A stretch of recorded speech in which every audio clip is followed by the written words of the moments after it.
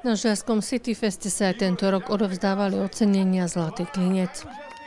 V rámci Cityfestu 2025, ktorý sa konal 9. augusta, boli udelené ocenenia Zlatý klinec.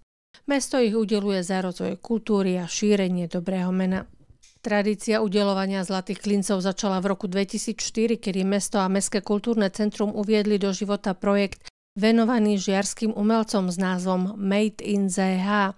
Ten sa konal v hlavnej sále Mestského kultúrneho centra, kde vystupovali najmä domáci umelci a po oceňovaní sa večer končil tanečnou zábavou.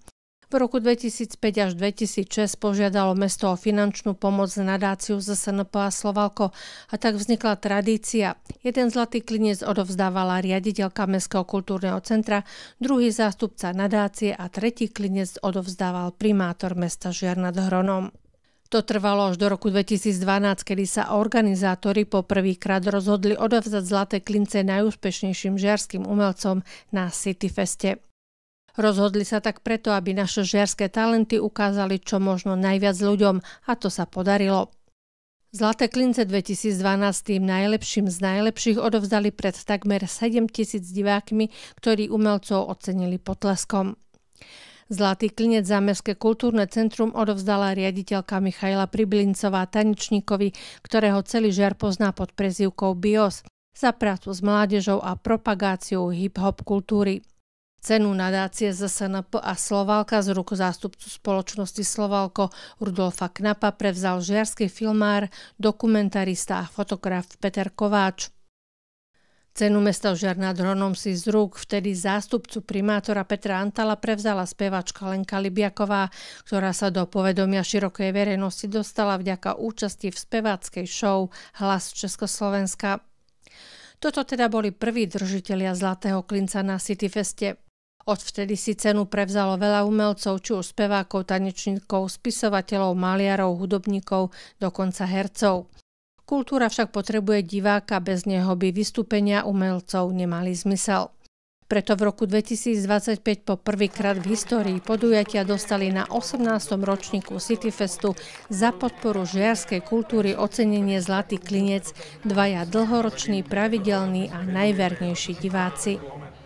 Dámy a páni, dovolte mi na tomto pódiu privítať špeciálnych divákov, ktorí si cez to všetko, že majú najkomplikovanejšiu cestu na akciu, nenechajú skoro žiadne podujatie. Marek Kolárik a Filip Matiáš s rodinami. Poďte za nami. Za vášho burlivého aplauzu.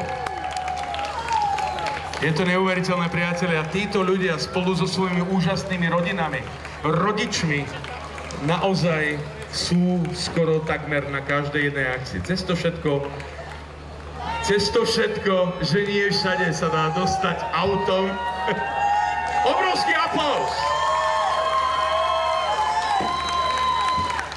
Toto sú naši miláčikovia, ktorých proste obdivujeme, ale obdivujeme samozrejme. A samozrejme veľmi obdivujeme ich rodičov. Naozaj milujú kultúru, milujú vás, milujú hudbu, nenechajú si ujsť žiadnu akciu, vedia tancovať na vozíku, vedia sa baviť a veľmi ich to robí šťastnými. Ale prepáčte, ešte pani Koláriková, ja sa opýtam aj teba ako maminy, tak ako to ty teraz vnímaš a cítiš? Ďakujeme za to, že syna brávaš. Asi on ťa ťahá na tie akcie, že?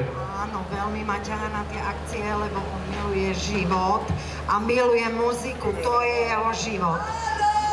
Tešíme sa, je to tak? Áno, a milujem samozrejme Iné kafe, čo som veľkým fanúšikom už 30 rokov! Ja to bratovi poviem, podľa mňa, buď rád, že s ním nemusíš toto všetko zapiť.